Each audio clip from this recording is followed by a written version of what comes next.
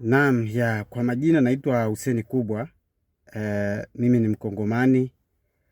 Mkongomani yoyote ambaye utakayepata nafasi ya kusikiliza hii video, nafikiri ni majukumu yako kunisapoti, kulike na kushare hii video kwa watu wengi ambao wanaoishi huku nje ya nchi, Marekani, Australia, Canada. Mimi nipo Marekani hapa Cleveland.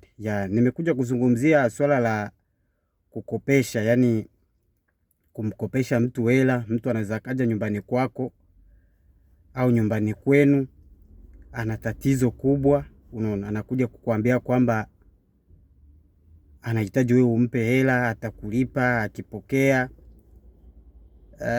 Haya maswala ni maswala ambayo zamani tulikuwa tunayatumia kwa upande wa kumsaidia mtu, lakini sasa hivi imekuwa ni changamoto sana. Mtu ambaye amekuja kwako kuomba hela, alafu baadaye wewe kutaka sasa kudai zile hela, inakuwa ni changamoto kubwa sana, na wakati mwingine watu wanafikiri kufanya mambo mabaya sana kwa sababu ya hizi hela ambazo zimekopeshwa kutokurudi.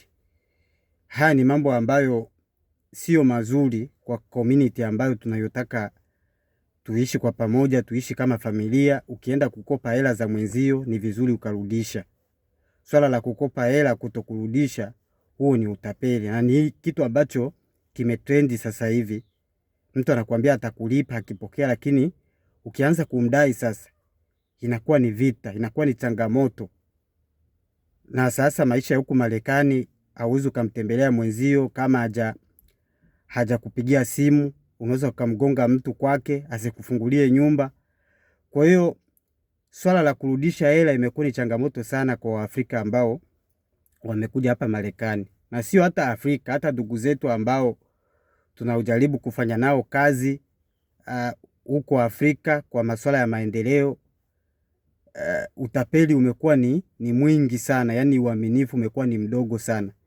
Mwenzio amekukopesha hela kwa amani, natakiwa umrudishie. Tuwe na tabia za kurudisha pesa kipindi pale unapokopa hela za mwenzio, pale anapokusaidia kipindi wewe una shida. Ujue hizo hela na yeye anaweza akapata shida, anataka azitumie. Kwa hiyo mtu akikusaidia kipindi una matatizo ya kulipia bili au matatizo yote yale ya familia, akikukopesha hela zako, usifikiri kwamba hizo hela ambazo amekukopesha kwamba hana kazi nazo.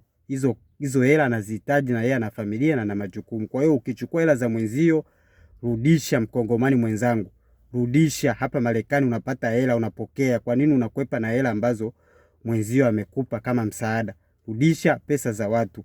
Huo ndo ujumbe wangu ambao nilitaka niwaambie Wakongomani wenzangu waliopo hapa Marekani, hasa kwa sababu mimi nipo hapa Marekani, Canada na Australia.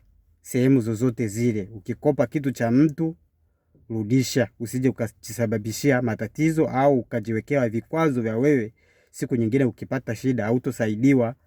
Trend hizo au hizo taarifa zitaenda kwa watu wengine. Kwa hiyo ukienda kukopa mtu mwingine hatakataa kukukopesha au kukusaidia kwa sababu ya hizo tabia. Sawa. Kwa yule ambaye ana masikio, nafikiri amesikia.